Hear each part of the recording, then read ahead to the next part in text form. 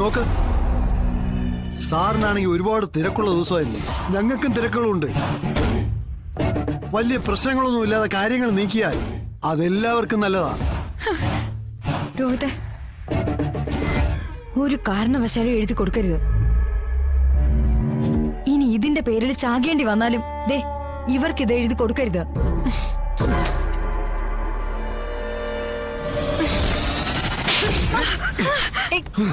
നിക്കടാ.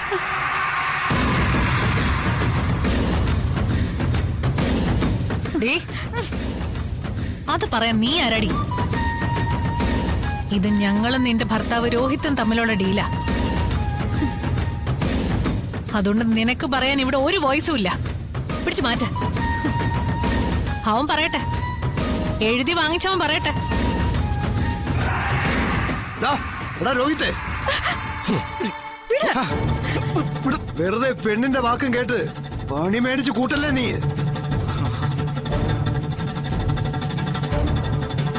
നിന്റെ പേരിലേക്ക് ഇത് എഴുതി തരുമ്പോ നമ്മൾ തമ്മിൽ ഒരു വാക്കുണ്ടായിരുന്നു. എപ്പോ ആവശ്യപ്പെട്ടാലും നീ എനിക്ക് തിരിച്ചെഴുതി തരാമെന്നുള്ള വാക്ക്, ആ വാക്കാനുള്ള ഉറപ്പ്, ആ ഉറപ്പാണ് നീ വെറും കരിയില പറത്തി കളയണ പോലെ പറത്തി കളഞ്ഞത്. എന്റെ പേരിലേക്ക് നിങ്ങൾ രണ്ടാളും കൂടി എഴുതിച്ചതേ എനിക്ക് പുണ്യം കിട്ടാനൊന്നും അല്ലല്ലോ. നിങ്ങൾ ഇവിടെ ചെയ്യുന്ന കള്ളു കച്ചവടത്തിന് എന്തെങ്കിലും ഒരു കുഴപ്പം സംഭവിച്ചാ അകത്ത് പോയി കിടക്കാൻ ഒരാൾ വേണമായിരുന്നു അല്ലേ?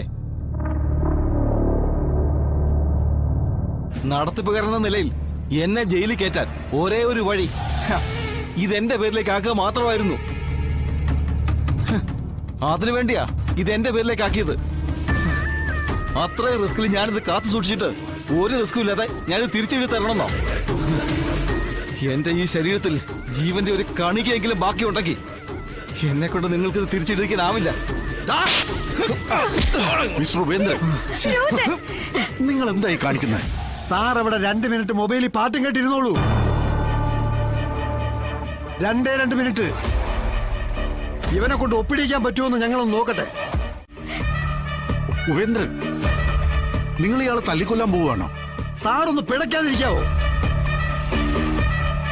നട്ടല് തകർന്ന് ഇന്നവരെ ആരും മരിച്ചിട്ടില്ല, തളർന്ന് കിടക്കത്തേ ഉള്ളൂ. ഇവന്റെ ഗതി അങ്ങനെ കിടക്കണമെന്നാണെങ്കിൽ നമുക്ക് പിന്നെ എന്ത് ചെയ്യാൻ പറ്റും? എഴുതി ഒപ്പിട്ട് തരാന്ന് പറയടാ. ഇല്ലടാ, ഞാൻ ഒപ്പിട്ട് തരില്ല. എന്നെ നീ കൊല്ലില്ലെന്ന് എനിക്ക് നല്ല ഉറപ്പുണ്ട്. പിന്നെ നിന്റെ ലക്ഷ്യം ശാരീരികമായിട്ടും മാനസികമായിട്ടും എന്നെ അങ്ങ് തളർത്തുക. അതിനുവേണ്ടി നീ കാണിക്കാവുന്നൊക്കെ അങ്ങ് കാണിക്ക. എന്ത് സഹിക്കാനും ഞങ്ങൾ തയ്യാറാ.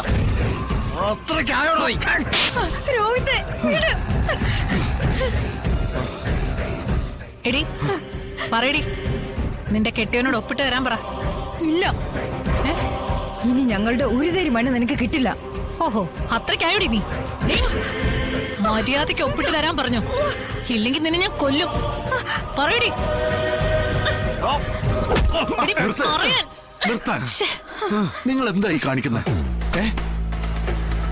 ഇവരാരെങ്കിലും ഇവിടെ കിടന്ന് ചത്തുപോയാ എല്ലാവരും സമാധാനം പറയേണ്ടി വരും. ഇങ്ങനെ ബഹളം വെച്ചുള്ള പരിപാടിക്ക് എനിക്ക് കൂട്ടിക്കാനാവില്ല.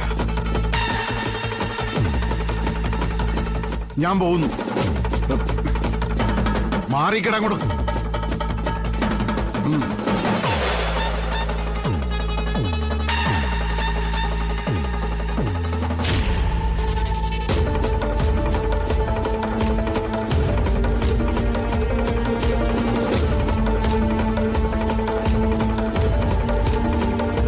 വണ്ടി എടുക്കും.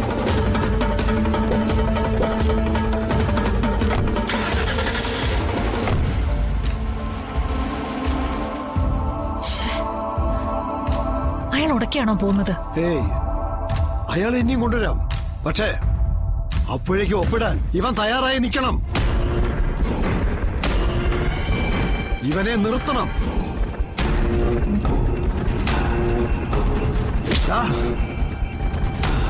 അയാളെ ഞാൻ വിളിച്ച അയാൾ ഇനിയും വരും. അന്നേരം നീ സമ്മതിക്കണം. അല്ലെങ്കിൽ ഇതാ കണ്ടില്ലേ, ആ ഇവർക്ക് നടുവിലേക്ക് ഞാൻ അങ്ങ് ഇട്ടുകൊടുക്കും. പിന്നെ അറിയാലോ.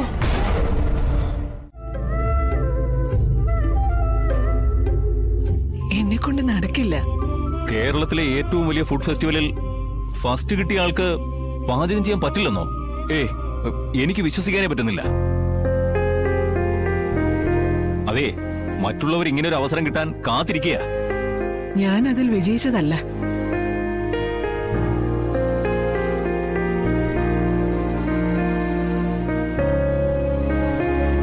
എനിക്കൊരാള് തോറ്റു തന്നതാ. വിജയസാധ്യതയുള്ള ഒരാള് എന്റെ ആവശ്യം മനസ്സിലാക്കി മനഃപൂർവ്വം എനിക്ക് തോറ്റു തന്നതാ. ഒരിക്കൽ കൂടി നമുക്ക് ക്ഷണിക്കാം കുടുംബശ്രീ ശാരദ.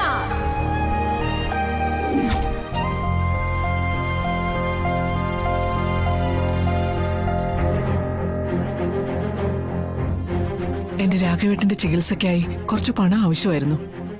ആ പണം എനിക്ക് കിട്ടാൻ വേണ്ടി കുടുംബശ്രീ ഹോട്ടൽ നടത്തുന്ന ശാരദ എന്നെ മനഃപൂർവ്വം ജയിപ്പിച്ചതാ.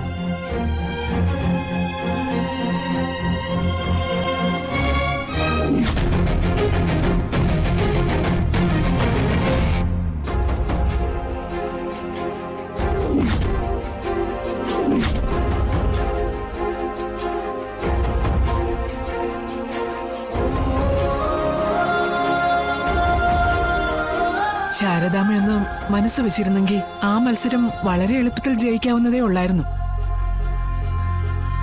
അങ്ങനെ മറ്റൊരാളെ ത്യാഗം ചെയ്ത വിജയവുമായി ഈ ഒരു വലിയ പരിപാടി ഏറ്റെടുക്കാൻ ഞാൻ മനസ്സുകൊണ്ട് തയ്യാറല്ല.